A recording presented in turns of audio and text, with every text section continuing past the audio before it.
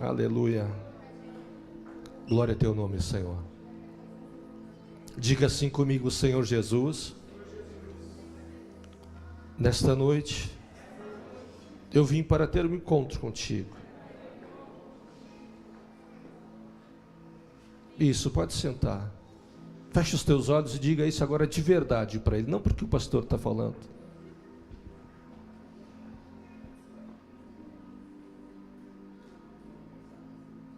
Diga para ele: Senhor Jesus, eu vim para ter um encontro contigo hoje.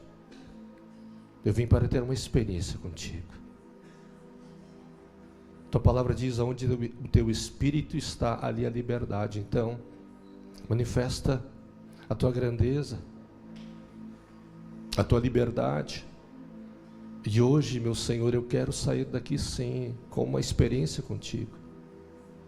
Sonda meu coração, fala comigo, me ministra, abre os meus olhos, gera em mim aquilo que tu és, gera em mim revelação para que eu te conheça, e uma vez te conhecendo e te conhecendo cada vez mais, eu me torne uma pessoa ainda mais alegre por te conhecer.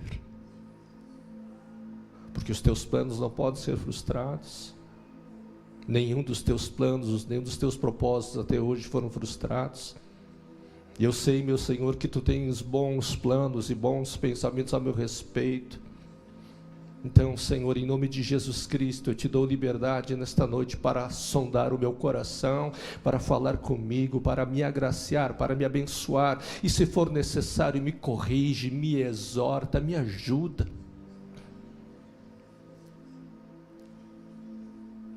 Senhor, um dia nós nos tornaremos semelhantes a Ti. Deixaremos esse corpo que é corrupto e teremos de Ti um corpo incorruptível. Mas até chegarmos esse dia, este momento, Senhor, que nos espera, de sermos revestidos com uma nova identidade, um novo corpo, nos conduz em retidão. Nos conduz nos caminhos da Tua verdade. Ajuda-nos a conhecer e a entender cada vez mais a Tua palavra, para não errarmos no caminho. Nos ensina, Senhor, os caminhos da justiça, da verdade.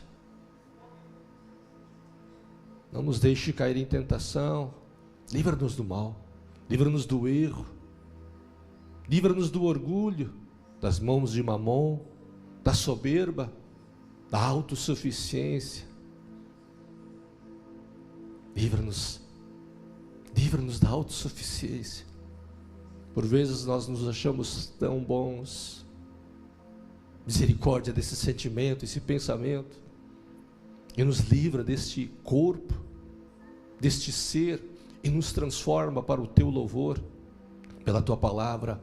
Lava-nos com a Tua palavra.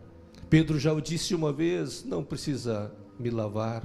E Jesus, o Senhor, disse para ele: sim, a minha água, a minha palavra tem te lavado, tem te limpado. Mas, Senhor, nós entendemos que Pedro precisava ainda muito mais. E nós entendemos, Senhor, que nós precisamos muito mais da Tua palavra, e o lavar da nossa alma pela Tua palavra, pela compreensão da Tua palavra, por conhecermos as profundidades do Teu coração, os segredos do Teu coração, a sabedoria do Teu coração, que por vezes, Senhor, não enxergamos nas Escrituras, mas somente, Pai, quando o Teu Espírito revela. Então revela-nos um pouco mais da Tua grandeza nesta noite, revela-nos um pouco mais do Teu amor, em nome de Jesus Cristo. Muito obrigado, Senhor. Te consagro esta noite, Pai. Com certeza já foi orado e consagrado a Ti este culto, em nome de Jesus Cristo. Amém. Amém. Você pode dar mais uma salva de palmas ao Senhor?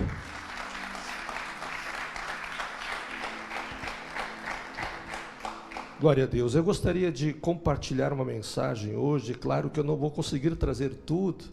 Quem pode fazer isto? Mas antes de falar sobre o que Deus ama, eu queria fazer e reforçar o convite que o nosso apóstolo Ricardo, profeta Eneida, tem estendido aos líderes que têm sido convidados para estar no retiro de líderes, de pastores. Então nós teremos um retiro de pastores alguns dias pela frente. Então alguns líderes estão sendo convidados para este retiro de pastores. Amém? Eu disse isso agora, alguns líderes estão sendo convidados. Então eu quero reforçar a estes e encorajá-los, aos que têm sido convidados, estejam lá conosco. Amém? Amém. Pois bem, eu gostaria de hoje, e aí eu peço para o Espírito Santo me dar sabedoria, para falar sobre um assunto tão curioso, interessante, que é sobre o que Deus ama. Não há muitas passagens, versículos, não há muitos, que dizem Deus ama isso. É óbvio que diz lá, Deus amou o mundo. Amém? Deus amou o mundo de tal maneira. Veja que Deus está falando de algo mensurável ou imensurável, que é o mundo. Deus ama o mundo. Eu diria que Deus ama a criação e muitas coisas.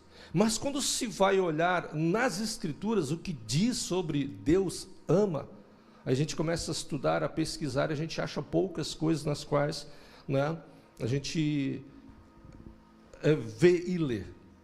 É claro que se fizermos um estudo um pouco mais aprofundado, teológico, ou talvez no Strong, talvez a gente encontre mais referências. Eu até creio que o apóstolo Ricardo já falou aqui na igreja sobre este assunto, sobre o que Deus ama. É óbvio que o assunto não se esgota. Eu quero começar do fim para a frente, de trás para frente com a minha mensagem. Duas coisas o Espírito Santo pediu para mim: não sair daqui, aqui é para ficar aqui, e é para começar de trás para frente. E eu comecei a rir quando isso aconteceu agora. Por isso que eu estou rindo à toa aí. Mas vamos lá, o Salmo 45, verso 7. Salmo 45, verso 7 diz assim: Tu amas a justiça. O salmista falando sobre o que Deus ama. Tu amas a justiça e odeias a impiedade. Por isso Deus, o teu Deus, te ungiu com o óleo de alegria mais do que os teus companheiros. E a minha expectativa com esta mensagem é chegar lá no final e trazer é óbvio, pelo Espírito Santo, trazer uma revelação acerca deste versículo, para que aquilo que diz ali, que o Senhor teu Deus te ungiu com um óleo de alegria, uma unção de alegria, um revestimento, uma capacidade de alegria. Veja que pessoas, homens e mulheres que são alegres, amém? Elas encontram desafios, adversidades, e elas, em virtude disso, de serem alegres, ou carregar esse espírito, nelas, então elas possuem essa virtude, essa capacidade de enfrentar obstáculos desafiadores até às vezes na vida delas. É mais fácil encontrar dificuldades, ou melhor, não é procurá-las, mas se encontrar com elas, ou se deparar com elas na vida, com a unção da alegria é muito diferente. Amém ou não amém? Estar passando por um período difícil na vida, isso é comum na vida da gente. Passá-lo com uma unção de alegria é totalmente diferente. Amém? É sobre isso que eu gostaria de falar hoje à noite. E veja que o título da mensagem é uma pergunta: o que Deus ama? E eu comecei de trás para frente, lendo o Salmo 45, verso 7, aonde Deus diz, ou melhor, o salmista faz esta afirmação a respeito daquilo que Deus ama. E o Senhor ama justiça. A justiça, diga a justiça. Deus ama aquilo que é justo. Deus não tem alegria com a injustiça, com a impunidade, com as coisas ruins. Tu amas a justiça, por isso é óbvio que ele está falando acerca de alguém que ama a justiça como Deus ama, e por isso que Deus o capacitou, ou o revestiu com a unção, ou o óleo da alegria mais do que as outras pessoas. Então, a ideia, a intenção é chegar no final da mensagem, trazendo esta compreensão sobre a grandeza disto. O indivíduo, a pessoa que ama a justiça, virá ou estará sobre ela uma unção. Amém? Da justiça que produz o quê? Alegria. Sabendo que o que Deus ama nos leva a um ótimo resultado. Saber aquilo que Deus ama vai nos levar a resultados, e, claro, óbvio, ótimos, caso venhamos praticar esta virtude. Veja que amar a justiça é uma prática, não é um sentimento, um pensamento, é uma ação. Assim como amar a Deus, amar aos irmãos, amar a si mesmo, amar Israel, a palavra de Deus, amar o irmão, amar aquele que te persegue, aquele que te odeia, aquele que te amaldiçoa, aquele que não te ama, aquele que é teu inimigo. O Senhor nos ensina a amá-los e ainda orar por eles. E eu quero chegar no final com esse entendimento, que o Espírito Santo me ajude, saber que aquilo que Deus ama, e se nós entendermos isso, vai nos levar a um resultado extraordinário. Esta unção de alegria. Bom, agora eu vou para o começo.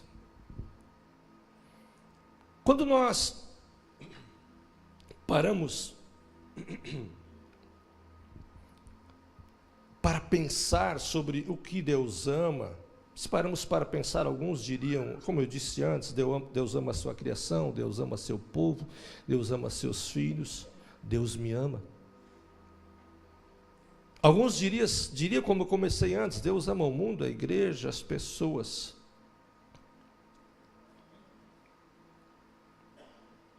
Eu quero ler um texto com vocês para raciocinarmos e refletirmos sobre ele.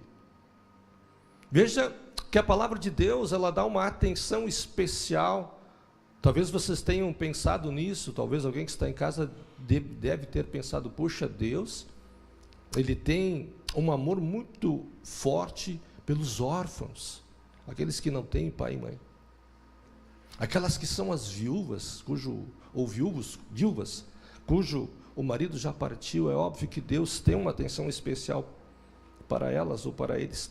Veja no livro de Zacarias, no capítulo 7, os versículos 10. Então, Zacarias 7, versículo 10 diz assim: não oprimam a viúva e o órfão, nem o estrangeiro e necessitado, nem tramem maldades uns contra os outros.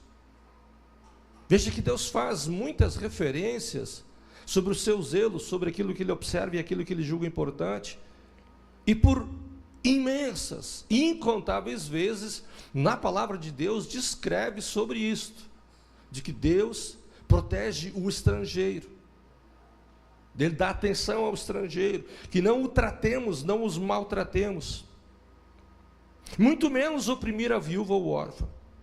Salmo 146, verso 9 diz assim: o Senhor protege o estrangeiro e sustenta o órfão e a viúva.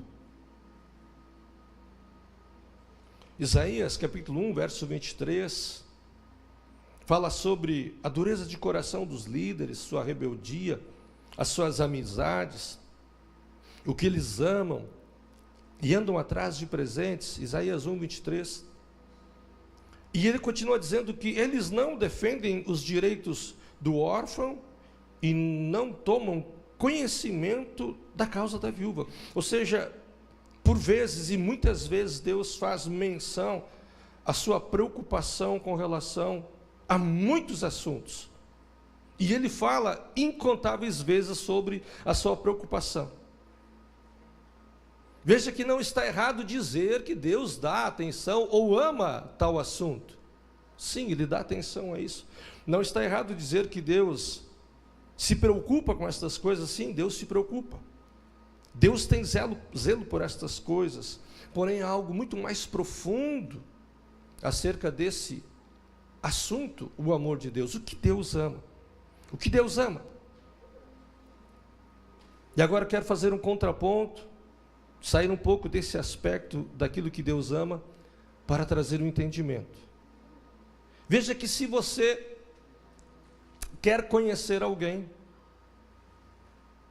e isso é bem desafiador para nós nesse tempo, estar disposto a conhecer alguém.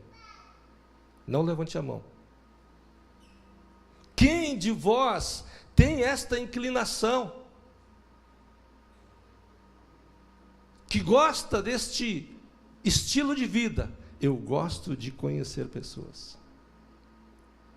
Não levante a mão. Então, para descobrir o que uma pessoa mais gosta, como eu disse agora, eu gostaria de falar sobre isso, o que uma pessoa mais gosta, o que agrada uma pessoa, o que ela mais gosta de fazer, você precisa se conectar a ela, amém? Quando você quer descobrir o que uma pessoa gosta de fazer, é necessário se conectar a ela. Veja como eu comecei. Quem gosta de conhecer pessoas? É claro que existem maneiras de se descobrir o que elas gostam. Por exemplo, quando vamos, por exemplo, em um centro de recuperação, quando vamos a um asilo, quando vamos a lugares como esses, é muito rápido, é muito fácil ter a atenção das pessoas naquele lugar, porque elas são visitadas eventualmente por agentes de assistência social, alguns familiares, alguns conhecidos. Mas quando elas são visitadas por estranhos, e se os estranhos dão a atenção para elas, isso agrada a elas. É notório, é extraordinário. Quando visitamos escolas, por exemplo, eu menciono agora um ofício. Quando nós, como patrulha escolar, vamos para as escolas, entramos nas escolas, nos conectamos às crianças, e quando damos a atenção a elas, elas prontamente começam com um comportamento. Elas querem falar, elas querem comentar, elas querem chegar perto, tocar. Quando nos aproximamos das pessoas as quais damos atenção para elas, elas se conectam a gente. Quando eu mencionei agora a patrulha, fazemos esse trabalho, e essa experiência me saltou aos olhos, porque quando passamos na rua, e todas aquelas crianças que conhecemos, que tivemos contatos com elas, conversamos com elas, mesmo que nós tenhamos esquecido seus nomes, as suas escolas, elas, quando nos enxergam na rua, elas fazem questão de dizer: ei. Por quê? Porque foi dada atenção para elas, nos conectamos a elas. Se isso não acontece, se entramos nas escolas e não damos atenção, porque elas querem falar, nem que seja uma fofoca, ou para contar alguma coisa que o papai ou a mamãe deixou de praticar, como usar cinto de segurança e outras infrações. Mas se não dermos a atenção para elas, elas saem, dão as costas. Mas se elas recebem atenção, elas ficam ali na volta, digamos assim, sugando, ouvindo, dando atenção. Usei isto para, junto com essa ilustração, para parafrasear. Qual é o aspecto? Se você quer conhecer alguém, se você quer descobrir o que uma pessoa gosta, ou aquilo que agrada a ela, você precisa se conectar com ela. E existem algumas maneiras de se conhecer alguém, ou de se conectar com ela. Quando nós nos conectamos com pessoas, é muito provável, e geralmente é assim. Quando nos conectamos, quando começamos a descobrir coisas delas, as quais nós não sabíamos. Quando começamos a conhecer pessoas, nos conectamos a elas, geralmente nos damos conta de que estávamos enganados a respeito delas. Você já passou por isso? Os maiores e melhores amigos que eu já tive na minha vida foram pessoas que eu tive um desafeto muito grande. Passou o tempo, e graças a Deus, pela minha humildade, misericórdia, consegui pedir perdão, e lá no futuro, não muito distante, conhecer a pessoa. Quando nos conectamos com as pessoas, geralmente acontece isso. Dizemos, meu Deus, como eu estava enganado com essa pessoa. E ficamos maravilhados com elas. Aí nós entendemos o quanto o Senhor Jesus ama as pessoas, porque Ele fica maravilhado quando conhece elas. Quando elas conseguem ser autênticas com Ele. E quando elas conseguem se conectar com Ele. Amém? Se conectamos com alguém, descobrimos coisas da vida delas que não sabíamos. Geralmente as primeiras impressões são aquelas. Sei não. E logo depois a gente diz, nossa, que sujeito, que mulher. Eu estava muito enganado contigo. Alguém já olhou o filme 10 vezes até o último homem?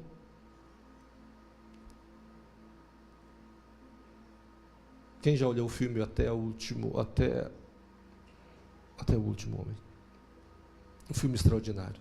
Lá em casa eu conheço alguém que olhou 11 vezes e não se cansa de olhar. Até o último homem, até a última pessoa. Veja então, para descobrir o que uma pessoa gosta, devemos, ou conhecê-la, devemos nos conectar a ela. Mas isso que eu estou dizendo agora parece ser muito simples. Parece ser muito simples conhecer alguém ou se conectar a ela. Não é. Vos asseguro, não é nada fácil e nada simples se conectar a alguém e saber quem ela é. E se conectar a ela.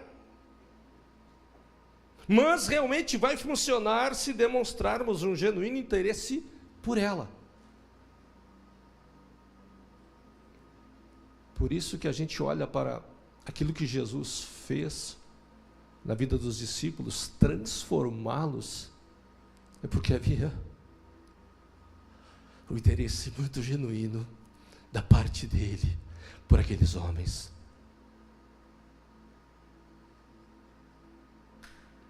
Todo líder, pastor, deveria entender essa grandeza.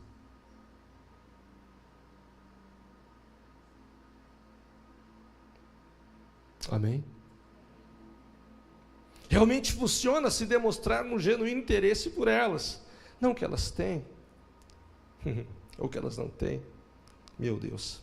Veja que se prestarmos atenção em como a pessoa gasta seu tempo livre,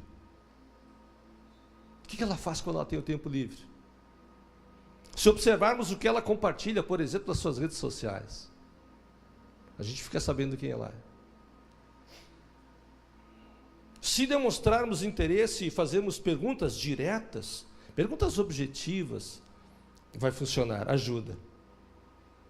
E quando nos conectamos com elas, geralmente ficamos maravilhados. E vem uma pergunta: quando nos conectamos com Deus, o que acontece contigo? O que acontece com a gente quando nos conectamos com Deus? Será que ficamos extasiados, maravilhados, surpresos, vislumbrados? Sim ou não?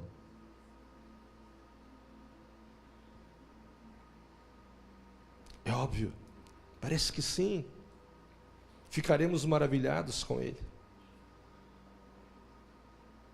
Só pelo fato de ouvir muitas vezes o Espírito Santo falar contigo, você já derrete. Quando alguém libera uma palavra profética para você, você fica todo quebrantado, quebrado, encorajado. Imagine então conectar-se com Ele. Intimidade com Ele. Como eu comecei? Virtude, a unção da alegria. Qual é o assunto? O que Deus ama. Fiz uma ilusão, uma ilustração de que nós podemos conhecer as pessoas e saber quem elas são e o que elas gostam, uma vez que nos conectamos com elas. Quando queremos demonstrar genuíno interesse por elas, quem ela é, quem você é. E quando nos conectamos com elas, ficamos maravilhados e descobrimos que ser, que homem, que mulher extraordinário você é. Amém? Não me responda. Quando foi a última vez que você disse para alguém: uau, que indivíduo tremendo essa pessoa. Nossa, que mulher. Nossa, que homem. Que calibre. Que timbre. Eu te aconselho, fala isso para tua esposa, para o teu irmão, para o teu pai, para a tua mãe, para o teu pastor, para o teu apóstolo, para profeta. Amém? É fácil fazer? Eu disse que não é fácil, não é simples. Veja que no tempo de Oséias, nos tempos do profeta Oséias, eu quero trazer um outro entendimento a respeito de amor. É claro que não nesse sentido do amor de Deus ou o que Deus ama. Porque às vezes, escute, por vezes a gente olha aqui e pelos nossos olhos a gente quer explicar o que Deus ama, ou entender o que Deus ama e tentar falar a respeito daquilo que Deus ama, e não é bem assim. A nossa imaginação, nela, nós não encontramos capacidade para explicar o que Deus ama. E muitas vezes ouvimos na palavra de Deus, ou pregadores, a respeito daquilo que Deus ama, mas realmente dentro do nosso ser, dentro do nosso espírito, dentro da nossa consciência, não produz transformação. Não altera comportamentos. Não há muitas vezes quebras de paradigmas, sofismas ou fortalezas na mente da gente, que já nos formataram por muitas experiências do passado ou recentes, que não nos deixam entender ou conhecer o que Deus ama. E aquilo que Ele ama, isso gerar em nós uma nova disposição mental, um novo comportamento, uma metanoia, um arrependimento, a não ser que o Espírito Santo venha e quebre algo dentro da gente e transforme o nosso pensamento para uma nova conduta. Amém? Que processo tremendo e maravilhoso é esse, quando Deus pega a gente e diz: Rivelino, não é assim. Isso não é o meu amor. Isso é outra coisa, isso é achismo, isso é ideologia tua. Isso não é o meu amor. Então, no tempo do profeta Oséias, Deus faz uma ilustração de como é que Deus mostra como era o amor do seu povo por ele. Então, muitas vezes nós temos essa leitura: Deus ama assim, segundo a nossa ótica, segundo os nossos pensamentos ou valores. Eu quero trazer uma ilustração aqui do profeta Oséias. No tempo do profeta Oséias, Deus usa uma ilustração de como Deus vê o amor dos homens por Deus. E Deus revela como era naquele tempo, e não é diferente hoje, eu vos asseguro. Não é diferente como os homens amam a Deus.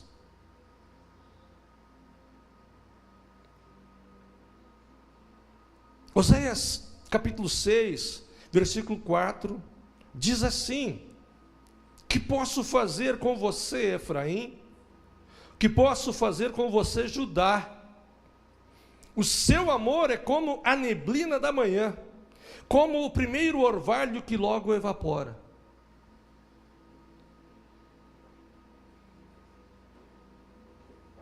Vê se tu acha, em vez de beneficência, amor.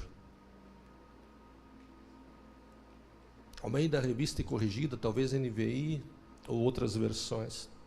Eu encontrei várias. E ali Oséias está recebendo uma palavra de Deus e fazendo uma ilustração sobre o amor do povo, nesse contexto, Judá e Efraim. E diz Deus: o amor que vocês têm é como a neblina da manhã. Que bela comparação. Que bela ilustração. Como é bonito de manhã você acordar, ir viajar, ou ir para a escola, ou ir para algum lugar e você encontrar a neblina de manhã. Sim ou não? Aí você diz: nossa, eu vou me atrasar hoje. A cerração baixou. E até aquele ditado você diria no caminho: cerração que baixa é sol que racha. Aí hoje vai ser quente. Veja que a ilustração que Deus usa aqui através da boca do profeta Oséias é de que o amor que Efraim e que Judá tinham por ele era como uma neblina ou uma cerração. Deus descreve como é o amor das pessoas por ele, usando a ilustração de Efraim e de Judá. O que será que Deus quis ou está mostrando para nós e fazendo alusão ou a ilustração de como é o amor destes, Judá, Efraim, ou os homens, e fazendo esta comparação do amor deles para com Deus? Entenda, o que é neblina? Pense, o que é neblina? É um nevoeiro? Sim. É uma cerração? Sim. Como ela surge? Como ela acontece? Geralmente a neblina ou a cerração, ela acontece em lugares úmidos. Então, o sol bate na terra, esquenta a terra, esquenta o chão. É onde há muita umidade. Amém? Surgem, brotam gotículas muito pequenas de água. Esta é a comparação, esta é a verdade. A neblina, a cerração, ela surge assim. Umidade, vem a madrugada fria, aquele lugar frio, o chão quente, provoca a neblina. Porém, o que Deus está falando a respeito de Judá e de Efraim, e ele faz esta comparação: Judá e Efraim me amam, mas quando é como uma neblina de manhã, parece muito bela, formosa, se vê muito bem a neblina, mas quando vem intempéries, vento, o sol quente vem sobre a névoa ou sobre o nevoeiro, quando o calor chega, o calor pega, aquela neblina que deixa tão bela ou tão bonito o ambiente local, ou a paisagem, ela se dissipa. Tem algumas fotos ali para a gente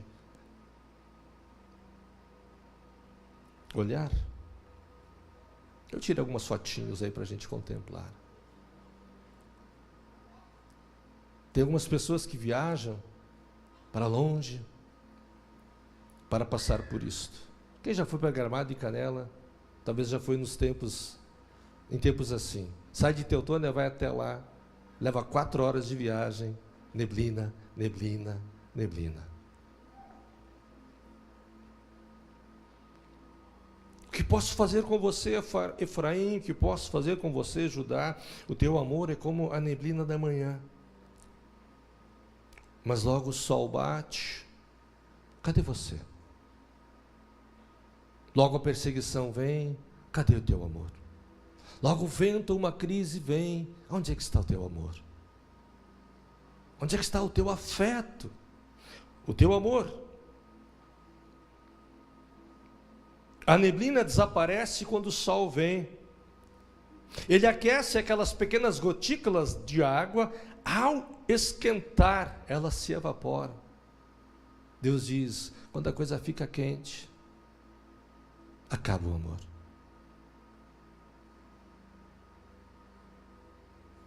É óbvio que Deus entende. Algumas vezes a gente desaparece, ou quer sumir, quer se afastar, porque as coisas não estão acontecendo como a gente quer.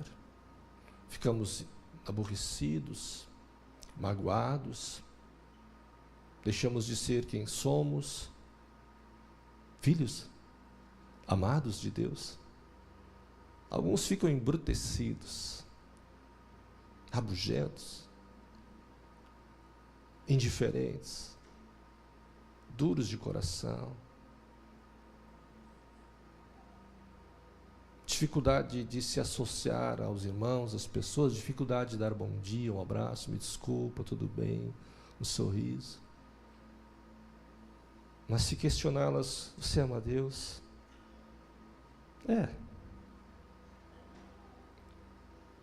Eu já amei mais. O que te levou a deixar de amá-lo? Calor, pressões? O que te levou a afastar desse amor, dessa paixão?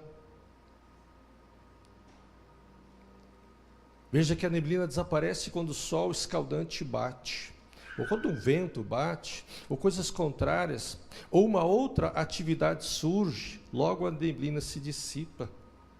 Deus, nesse contexto, mostra como é o amor das pessoas por Ele.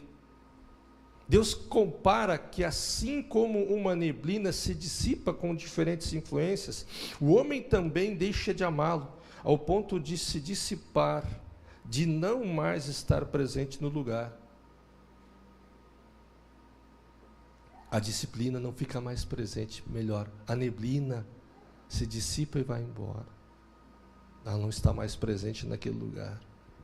E Deus diz, assim como é a neblina que sofre as pressões, ela não está mais naquele lugar onde ela deveria estar, e deixa de ser o que ela é. Mas isso aqui não é o que Deus ama, amém? O que Deus ama. Então Deus faz uma alusão, uma ilustração de como é o amor do homem. Esse é você. Não, esse somos nós. Fica melhor assim, não. Não, pastor, esse é você. Amém, seja assim também.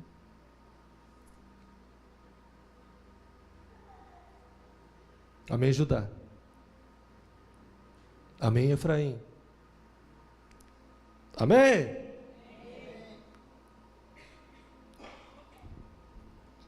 Deus está comparando o amor de Efraim e o amor de Judá por Deus através desta ilustração, mas não é sobre isso que estamos falando hoje. Não é o amor dos homens ou da maneira como as pessoas o amam, ou por achar que o que Deus ama é assim ou é aquilo. Não é isso. Mas sim saber o que Deus ama conforme o que está descrito ou aquilo que Ele descreve em Sua palavra.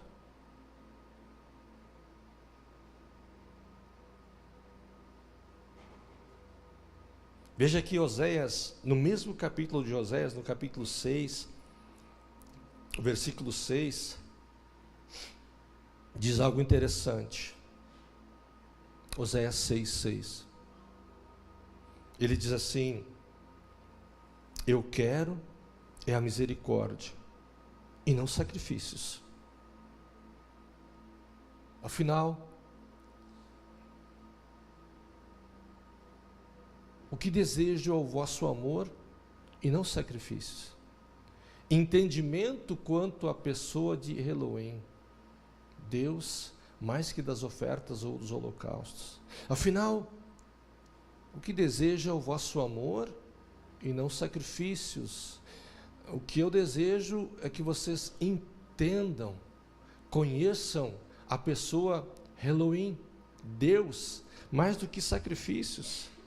Em outra versão diz assim: o que eu desejo é a misericórdia, é o amor e não sacrifícios, não rituais, mas o conhecimento de Deus, conhecer a Deus, obter o conhecimento de Deus, saber quem Ele é, obter o conhecimento de Deus.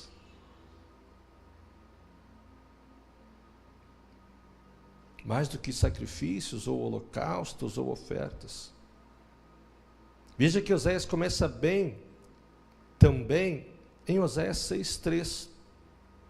Veja que há uma preocupação da parte de Oséias em trazer isso para nós, quando diz em Oséias 6:3, conheçamos o Senhor, esforcemo-nos em conhecê-lo.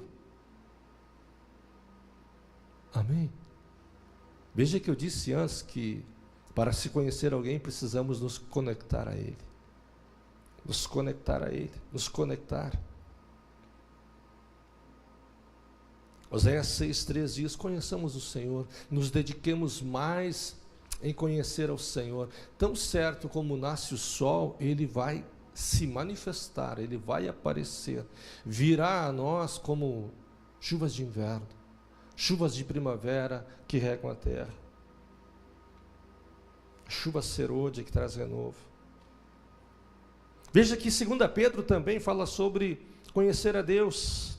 2 Pedro 3,18, que diz assim, eu já falei isso por muitas vezes, a última carta de Pedro, o último capítulo e o último versículo.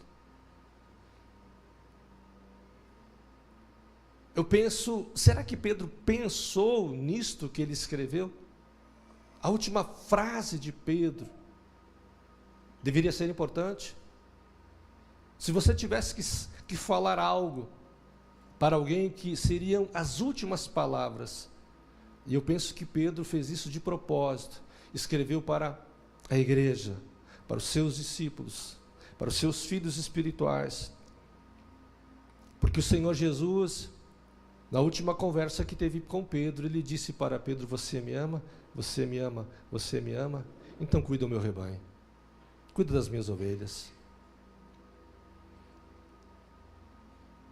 E Pedro aqui diz assim, na sua segunda carta, no 3º capítulo e no versículo 18, que é o último, ele diz, cresçam, porém, nos seus favores e no conhecimento de nosso Senhor.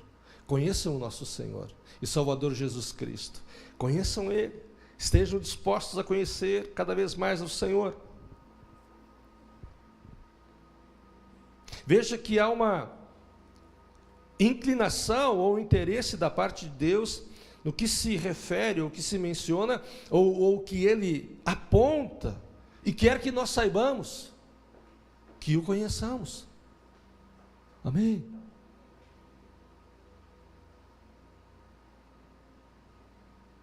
Veja como eu disse antes, quando tu conhece alguém, tu fica admirado. A gente diz, nossa, poxa, que mulher de fibra, que homem de fibra. Às vezes a gente fica surpreso, a gente mesmo diz para Deus, por que eu não esperei um pouco mais?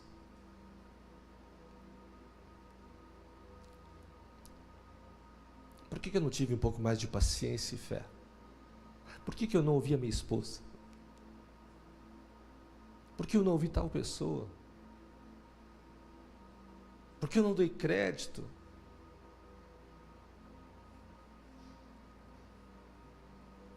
Há muitos anos atrás, eu senti no meu espírito que era para mim trazer a minha mãe para Teutônia. Muitas pessoas não entenderam isso, mas eu senti de que eu precisaria estar um tempo com ela aqui. Aí somos 3 filhos, um queria que ela estivesse em Porto Alegre, um queria que ela estivesse em Sapiranga e um queria que ela estivesse em Teutônia. Então ela virava em 3, quando dava. Alguns dias ela passava aqui, alguns dias lá, e ficávamos disputando a sua companhia. Mas eu senti de que eu deveria trazê-la para perto, para morar em Teutônia. A dona Angelina Verlang, quando casada a Schussler. E nesse tempo que ela esteve em Teutônia, ela se converteu ao Senhor Jesus, fez uma aliança com ela, teve experiências extraordinárias naquela salinha de libertação, como muitos de vocês já tiveram. Experiências com o Espírito Santo, cura, coisas tremendas. Uma das frases que mais marcou a minha vida foi quando um dia ela disse para mim: Rivelino, meu filho, eu te dei a vida, mas a verdadeira vida quem me deu foi você, quando tu me apresentou Jesus Cristo. Não esqueci até hoje.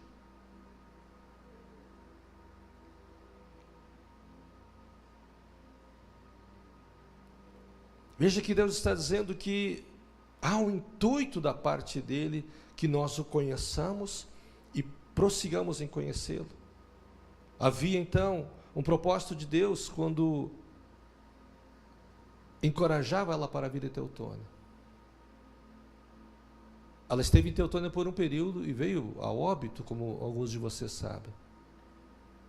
E quando ela partiu, algumas pessoas me perguntaram: como é que você não chorou com a partida dela? Disse: eu não sei. Na verdade, eu estou em paz. Na verdade, estou em paz porque ela partiu. É como se a partida dela, lá atrás, Deus já tivesse dito para mim: traz ela para cá, porque eu vou colher ela, eu vou levar ela. E quando ela foi, eu disse: Deus, está tudo certo. Está tudo certo. E o Espírito descansou. Nós precisamos conhecer mais a Deus e saber o que Deus ama, amém? Como eu disse antes, não são muitas as referências sobre o que Deus ama. Mas veja que em 2 Crônicas 9:8, como também em 1 Reis 10:9, são muito parecidos os versos, as palavras que falam sobre o que Deus ama. E agora eu quero entrar nas Escrituras e falar a respeito daquilo que Deus ama. O que Deus ama? 2 Crônicas 9:8. Bendito seja o Senhor, o teu Deus. 2 Crônicas 9:8. Que se agradou de ti para te colocar no seu trono como rei para o Senhor teu Deus. Aqui 2 Crônicas fala sobre Salomão, filho de Davi, cujo este foi ungido rei de Israel para governar. Aqui o que salta aos nossos olhos e deve saltar aos nossos olhos é aquilo que Deus diz, não a respeito, claro, é óbvio que também é importante, mas sim o que é importante é aquilo que Deus diz que ama. Bendito seja o Senhor, o teu Deus, que se agradou de ti.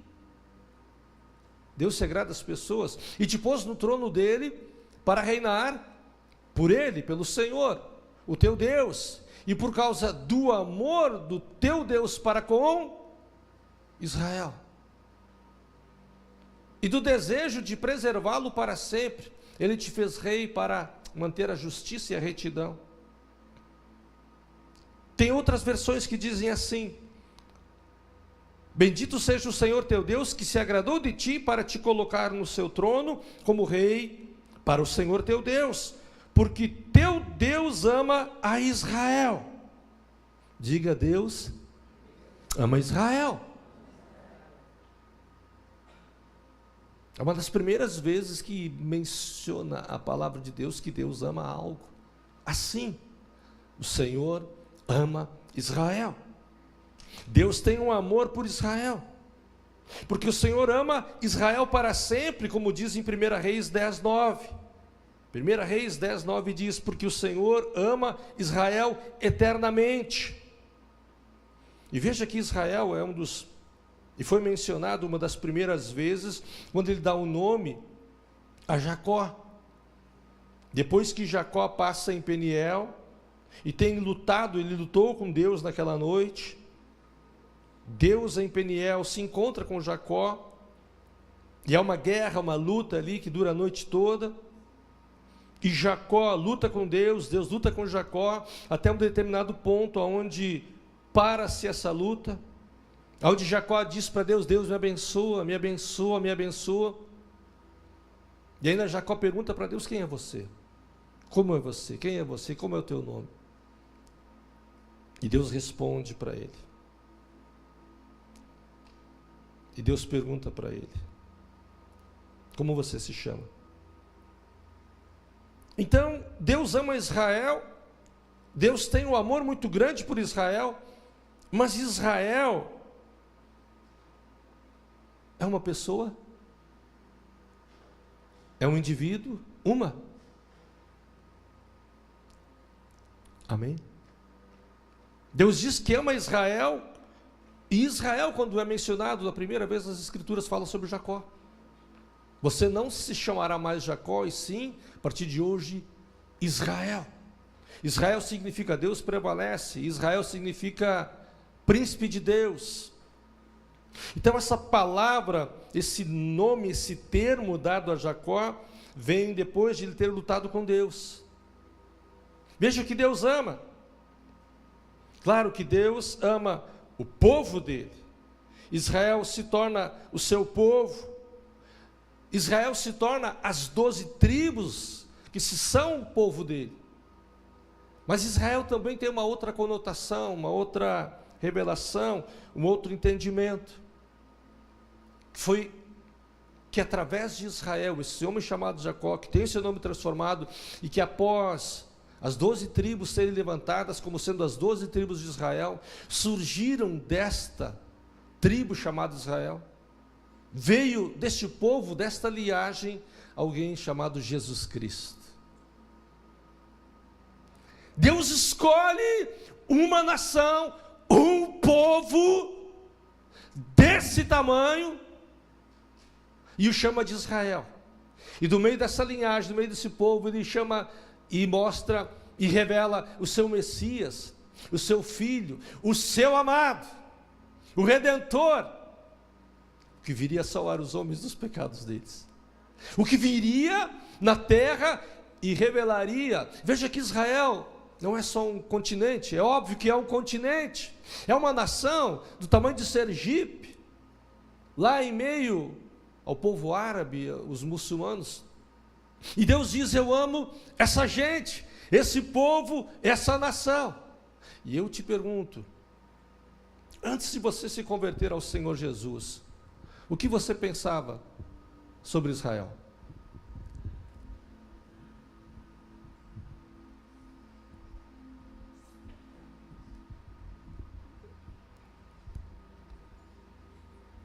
Antes de você conhecer a Deus e se converter a Jesus Cristo, o que vinha de informações a ti sobre Israel? Talvez muitos de nós não conseguiam associar Jesus Cristo e Israel. Talvez muitos de nós, ou até aqueles que nos escutam, nunca ouviram falar a respeito de Israel, o povo de Deus, o povo eleito, o povo escolhido, do qual Deus levanta desse lugar o Messias, o Salvador do mundo. Talvez muitos de nós ouvíamos e ficávamos contra, e ficávamos falando mal, ou até desdenhando, ou amaldiçoando Israel, aquilo que Deus ama. Talvez muitos de nós amaldiçoavam Israel, essa nação, e dizíamos, talvez nós em nosso coração: que gente amaldiçoada, E é tudo por causa de uma religião. Não tem nada a ver com religião. Tem a ver com aquilo que Ele ama. Amém? E Ele ama Israel. Ele ama Israel. Israel é o seu povo escolhido. Israel tem a ver com uma cultura, um grande povo, uma grande nação. Tem a ver com uma história, uma cultura que transcende. Uma cultura que abre os nossos olhos, que nos revela aquilo que é mais precioso das nossas almas, o Senhor das nossas almas. Amém? Você pode aplaudir a Jesus Cristo por causa disso?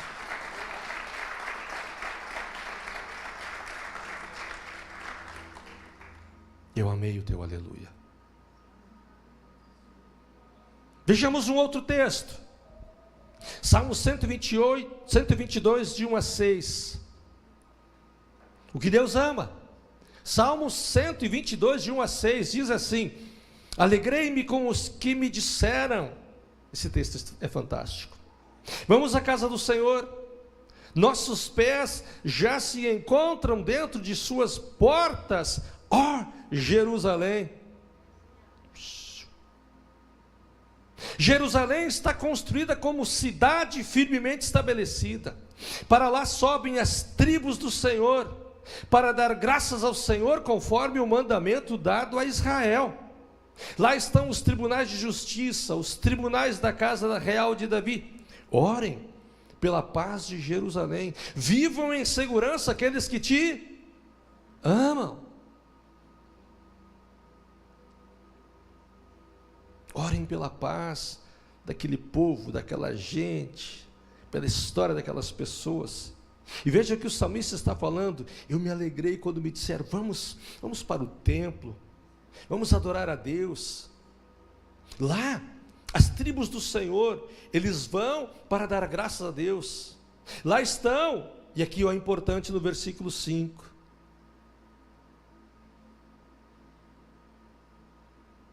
Aqui está o importante, o versículo 5. Por que orar por Jerusalém? Por que orar por Israel? Por que orar e olhar para este povo, para esta gente, para estas pessoas com outros olhos?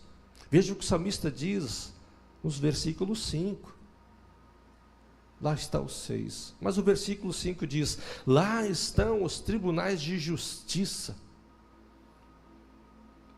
Vamos então ao versículo 2, em Salmos 87.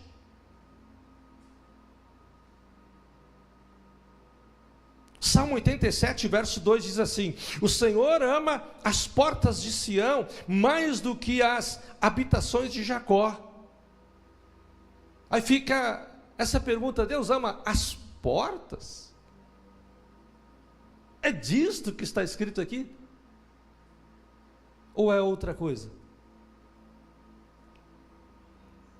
O Senhor ama as portas de Sião. Mas o versículo 5, lá no Salmo 22, lá diz: as tribos, o versículo 4, lá as tribos sobem, eles vão para lá, porque lá em Jerusalém, lá em Sião, lá em Israel, tem o templo. O templo ficava onde? Jerusalém. E quando se ia para o templo em Jerusalém, a cidade era fortificada por muros, e haviam portas para se entrar e adorar a Deus. Lá estavam o quê? Os tribunais de justiça. E veja que o salmista, no capítulo 87, verso 2, diz assim: o Senhor ama as portas de Sião. Veja que não é um afeto, um amor, um sentimento que Deus tinha com portas, amém? Mas sim com o que acontecia naquele lugar. Porque lá estavam os tribunais de justiça, os tribunais da casa real de Davi.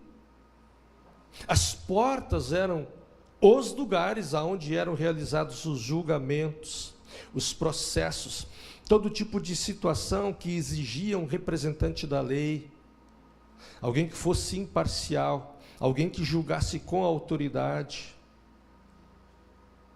que conhecesse a lei, compreendesse sobre juízo, justiça. Amém? Veja que ali nas portas, e diz o Salmo 87 que o Senhor ama as portas, porque lá nas portas, nelas, perto delas ou próximas a elas, tinha algo como que uma função judiciária que acontecia lá. Ali, nas portas ou as portas, eram assentados os juízes, os anciãos, os mais velhos, aqueles que tinham autoridade, para resolver disputas, aplicar a justiça, tomar decisões importantes para a comunidade. Mas também as portas simbolizavam força, estabilidade e justiça. Veja que Deus ama a justiça, a estabilidade, a força. Se tem algo que Deus abomina, é injustiça. Mas Deus ama a injustiça. Salmo 33, 5. Eu preciso terminar.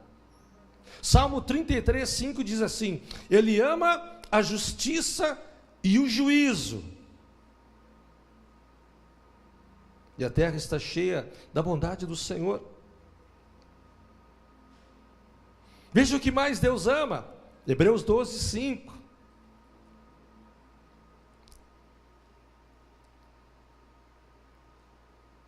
Vocês que se esqueceram da palavra de ânimo que Ele lhes dirige como a filhos? Meu filho, não despreze a disciplina do Senhor, nem se magoe com a sua repreensão. Versículo 5. Hebreus 12, 5. Não despreze a disciplina. Eu não diria que é a correção, o chinelo, a vara. Amém?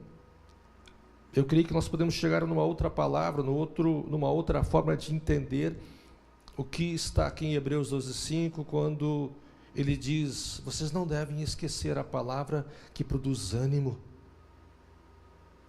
que produz força, que produz alegria. Meu filho, não despreze a disciplina do Senhor, nem fique magoado com a sua repreensão. E o versículo 6 diz: porque o Senhor disciplina quem Ele ama. O que Deus ama é a disciplina. Algumas pessoas diriam: poxa, então Deus pega o shlaba, o chinelo. Sim. Por muitas vezes nós ouvimos isso, que Deus pega e Ele disciplina mesmo. Hebreus 12, 6 diz: porque o Senhor corrige o que ama. Ele ama o que? A disciplina. Amém. A indisciplina não.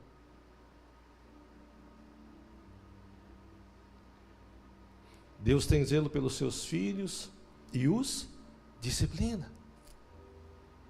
Ele os corrige, Ele os trata como seus filhos. Deus ama conduzir os seus filhos no caminho certo. A disciplina que Deus ama é a disciplina que te conduz, que te encaminha, que te conduz, que te leva a ser bem-sucedido, a ser feliz. Amém? Não fala em punição. Amém? Não fala em ser punido. Fala sobre andar em disciplina. Quer chegar cedo no trabalho? seja disciplinado, acorde cedo. Amém? Você entendeu agora? Quer ser bem-sucedido aqui ou acolá? Seja disciplinado. Deus ama o quê? A disciplina. Deus ama conduzir os seus filhos no caminho certo. Disciplina e correção fazem parte do amor de Deus pelo seu povo. Pessoas que andam em disciplina e no caminho certo não se perdem. Amém? Não se desviam. Disciplina é um cumprimento de normas, regras, ordens, além de organização e constância para atingir objetivos. Frequentemente associado a autocontrole, boa conduta, métodos de estudo. Veja que Deus também ama, e eu preciso terminar. Meu Deus. Efésios 5, 25.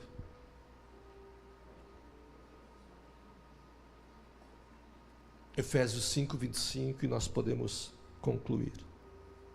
Vós, maridos, amai vossas mulheres, como também Cristo amou a igreja.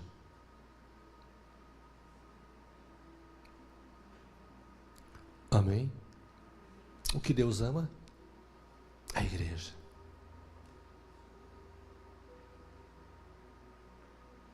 O que Deus ama? A igreja.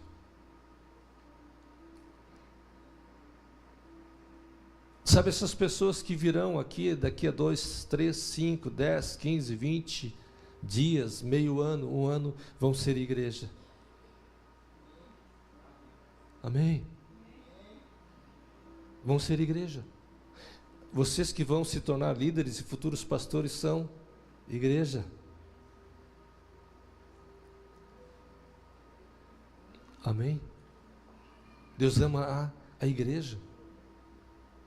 Tem pessoas que vivem pela igreja, para o estabelecimento do reino de Deus na igreja. Amém? Nós não somos o templo do Espírito Santo, a habitação de Deus. Veja que, claro, há uma comparação onde o apóstolo Paulo, quando escreve para os Efésios, maridos, amem as vossas igrejas, melhor, ele fala sobre as mulheres.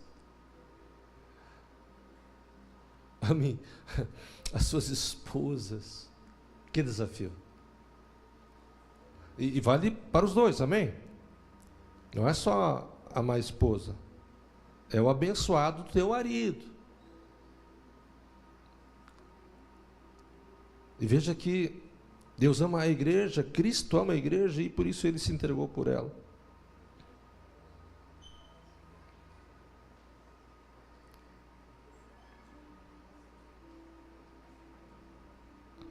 Deixa eu te fazer uma pergunta, homem. O que você precisa saber sobre como fazer a sua esposa feliz?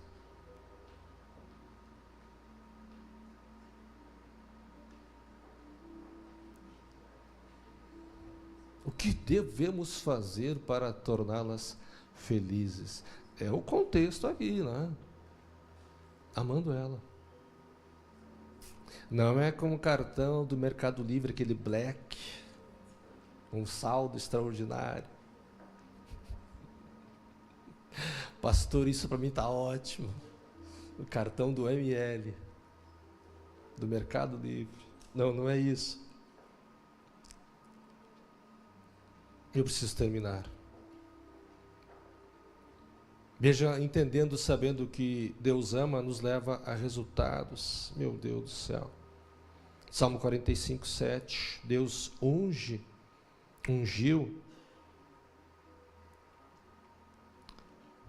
com o óleo da alegria.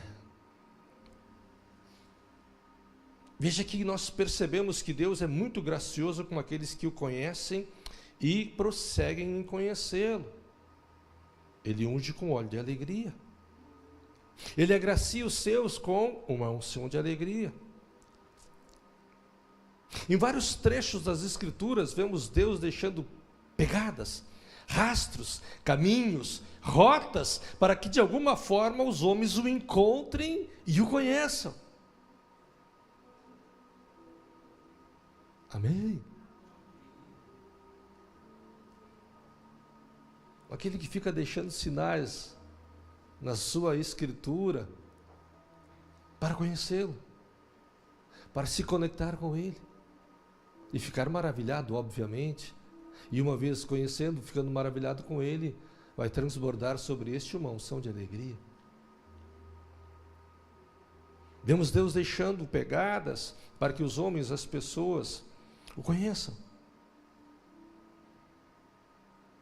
Veja que se alguém cuidar, dar atenção a esses textos das Escrituras, é muito provável que Deus vai se revelar a essas pessoas. Veja que, como eu disse agora, eu quero concluir.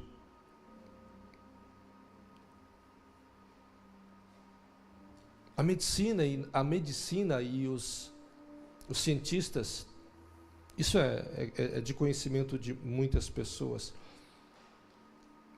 que incontáveis cientistas já tentaram decodificar a Bíblia para saber como é que o homem pode obter a vida eterna, ou viver mais. Pensa, eles leem que Matusalém viveu 900 anos. E como assim, depois de um dilúvio, isso tudo terminar? Amém? Eles querem entender o que aconteceu antes do dilúvio, depois do dilúvio, para que diminuísse a 120. E por anos eles tentam entender isso. Eles querem conhecer a vida eterna, saber como é a vida eterna, o que fazer para ser eterno. Mas eles não conseguem assimilar que a vida eterna é tão simples, é crer em Jesus Cristo, Filho de Deus. É só isso. É tão simples. Então Deus deixou nas Escrituras textos, e é muito provável que Deus vai se revelar a essas pessoas uma vez que elas seguirem esses passos, essas pegadas, essas dicas. E eu quero concluir. João 14, 21.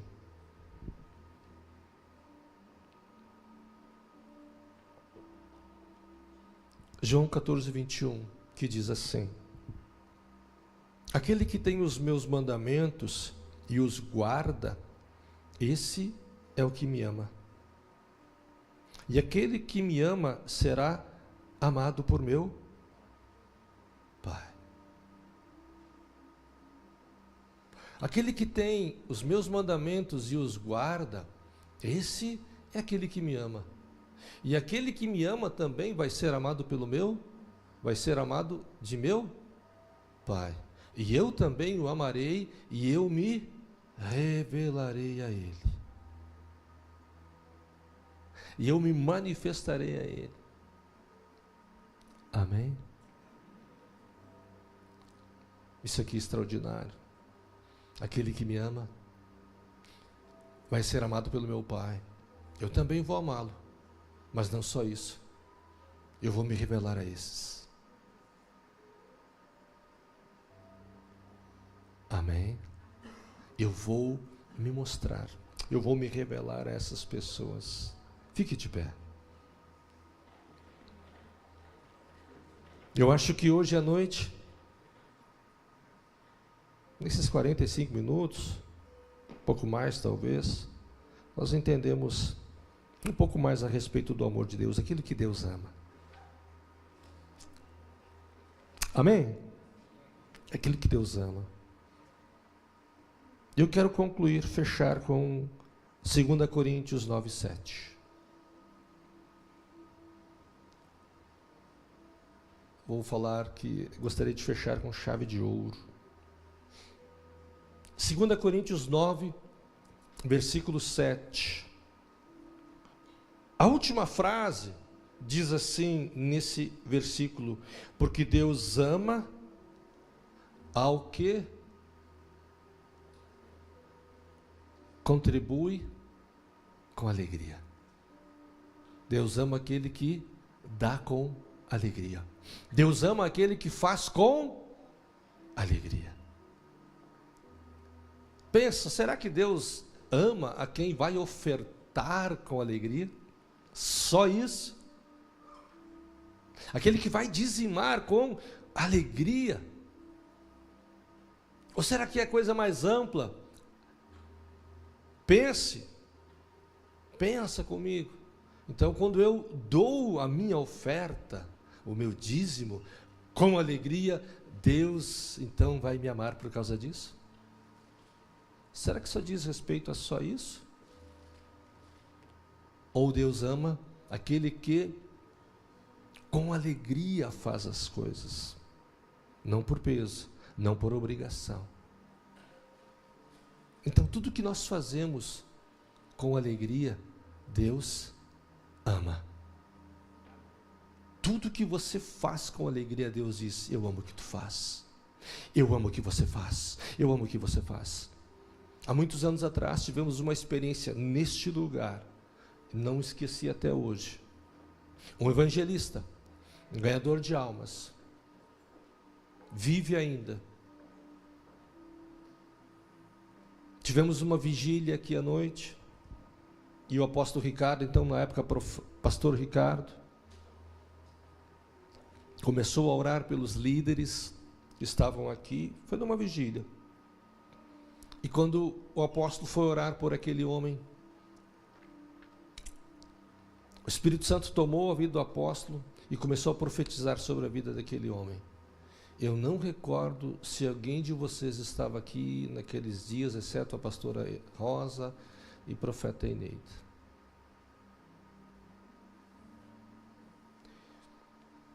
E o apóstolo começou a profetizar sobre a vida daquele homem. E ele dizia para aquele homem: eu amo o que tu faz, eu amo o que tu faz, eu amo o que tu faz, eu amo o que tu faz. E eu aqui, só aqui, ó, o que ele vai falar? Estava só aqui, ó. Eu não conseguia olhar para ele, porque eu estava tomado, estava bêbado, embriagado pelo Espírito Santo. E o apóstolo dizia para aquele homem: eu amo o que tu faz, eu amo o que tu faz. E ele falou por muitas vezes: eu amo o que tu faz, eu amo o que tu faz. Até que o Espírito Santo abriu os meus olhos e ele me disse: esse cara ganha almas. Ele se conecta com almas, ele se conecta com as pessoas, ele ama as pessoas, ele se entrega pelas pessoas, ele busca a justiça de Deus pelas pessoas, ele busca a salvação das pessoas, ele se conecta com as pessoas, ele ama as pessoas, ele faz de tudo pelas pessoas, ele faz isso com alegria, não é peso, não é difícil. 2 Coríntios 9:7.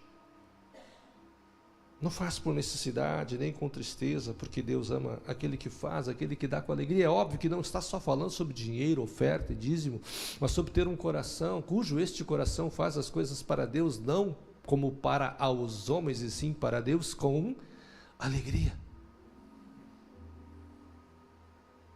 Veja que o Senhor Jesus ama em ganharmos almas, em fazermos discípulos.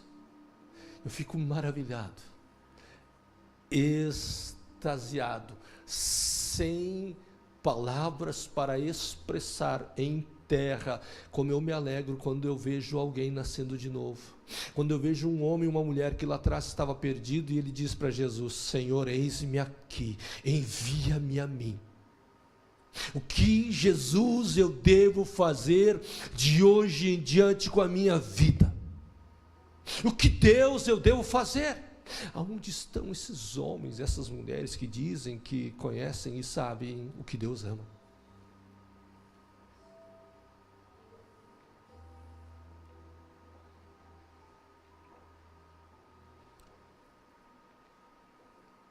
Deus ama aqueles que fazem com alegria. Amém? Aquele que me ama será amado pelo meu Pai. Eu vou amá-lo também. E o mais extraordinário, eu vou me revelar para elas, para eles. Feche os teus olhos. Muito obrigado, Senhor, por esta noite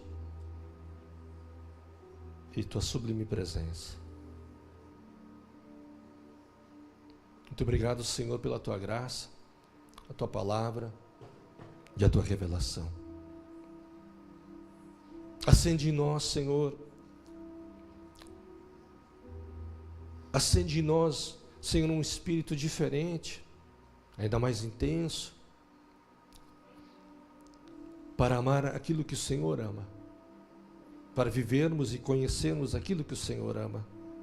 O Senhor ama Israel, o Senhor ama a justiça, o Senhor ama a igreja, o Senhor ama aqueles que dão com alegria, que fazem com alegria.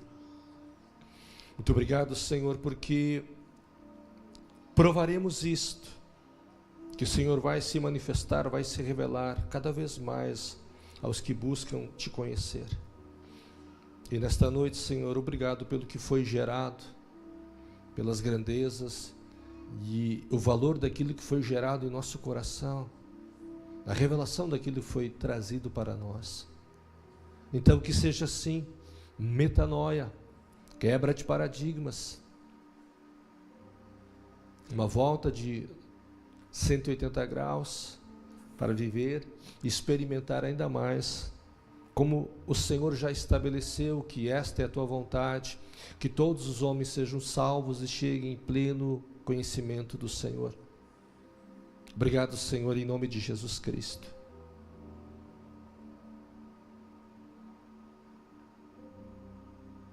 E te pedimos, Espírito Santo, nos conduz a este caminho de compreensão a respeito da justiça, do juízo. Nos instrui nesses dias, Senhor, a compreendermos a tua justiça e o teu juízo. E nos conduz nesses dias, Senhor, a sermos disciplinados e fazermos a tua vontade, para sermos agraciados, fortes, obedientes. Nos agracia, Senhor, com o espírito de retidão.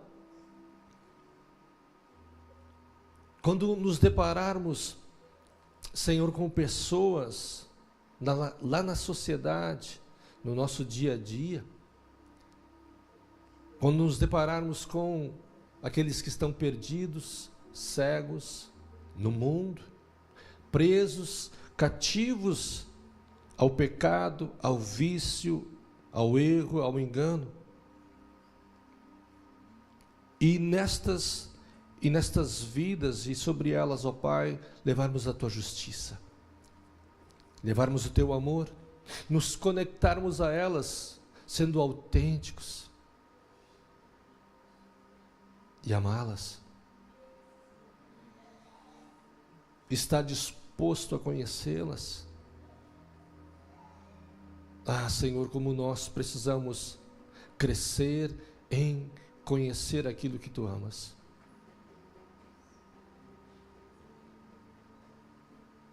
Muito obrigado, Deus.